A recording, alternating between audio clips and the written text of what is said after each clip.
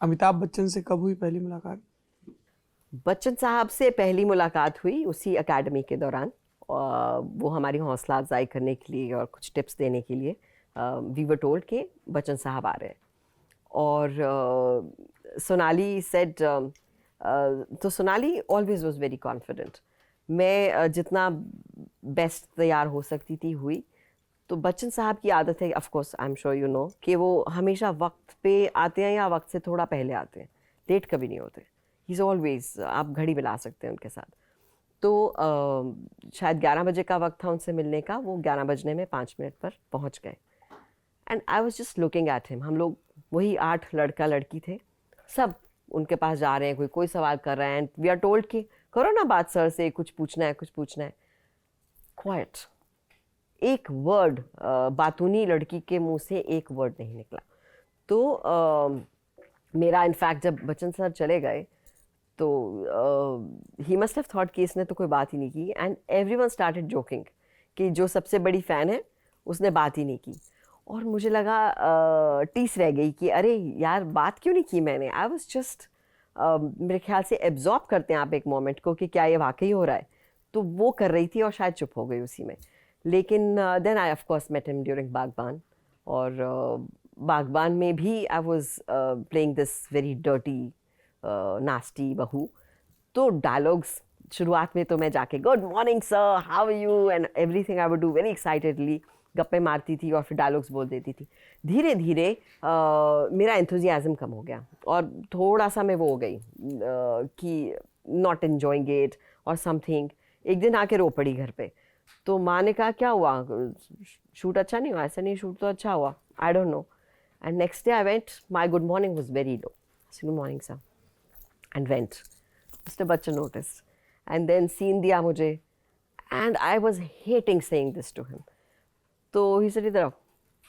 तो I went to him, he says तुम्हें पता है कि तुम मेरे साथ इस फिल्म में अच्छा बिहेव नहीं कर रही हो? And I suddenly was on the defensive. कहा नहीं सर, बट ये तो रोल है और मैं डायलॉग्स बोल रही हूँ। He didn't say anything, he was quiet. But बड़े बिना कुछ कहे बहुत कुछ कह गए कि exactly. And then he called, he says तुम्हें पता है मेरे फैंस तुम्हें मारेंगे अगर तुम मेरे साथ इतना गंदा बिहेव करोगी। So suddenly जिस चीज़ को मैं बहुत सीरियसली ले रही थी, पर्सनली ले रही थी, वो सडनली मैंने डिटैच कर दिया उससे, उसे रोल की तरह खुद ही सीख लिया थैंक्स टू हिम।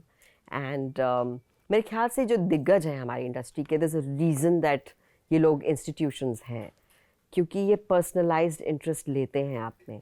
इनको एक एक का नाम मालूम है, ये जानते हैं कि आप इस वक्त क्या फील कर रहे हैं। They make you feel at ease and that's the reason you will never forget them.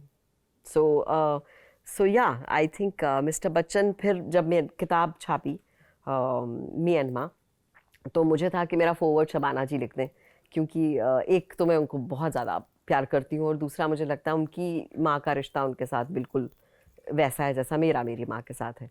तो मैंने उनको वो भेजा पूरा पढ़ने के लिए, उन्होंने बहुत अच्छा फॉरवर्ड लिख के भेजा। तो राहुल ने कहा आपने कि प्ले में भी उनका वाला रोल किया था, तेरी ओमपुरी जी अमृता, के yes, and she came to watch it. Yes. So ये चीज़ें मैं कह रही हूँ, जो ख्वाब आपके पूरे होते हैं ज़िंदगी में, आप इसका बहुत शुक्राना करते हैं कि ये चीज़ें शायद मैंने डे ड्रीम नहीं की थी बट हुई। And so yeah I then I wanted, हाँ, सो राहुल ने पूछा कि इनॉग्रेट मतलब तुम्हारा बुक लॉन्च है तो क्या करना है, तो किसको बुलाओगी? मैं कहा यार if I have my way I will call mister Bachchan. तो he says then message him. I said, you're mad or what? You're taking it seriously? I'm not going to message Mr. Bachchan. What if he says no? He says कोशिश तो करोगी। तो मुझे लगा ऐसे ही ये मतलब बेइज्जती नहीं आया मैसेज तो I will feel very bad.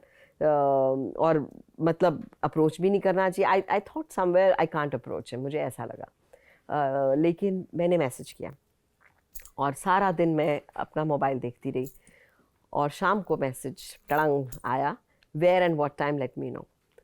उस चीज़ से दो चीज़ें, of course there was so much warmth for Mister Bachchan, respect of course always there, लेकिन एक कॉन्फिडेंस आया कि खुद से ही नहीं सोच लेना चाहिए कि होगा कि नहीं होगा, कोशिश ज़रूर करनी चाहिए। सो आई थिंक फ्रॉम एवरीवेयर तुम कुछ तो कुछ ऐसा सीखते हुए निकल जाते हो ज़िंदगी में।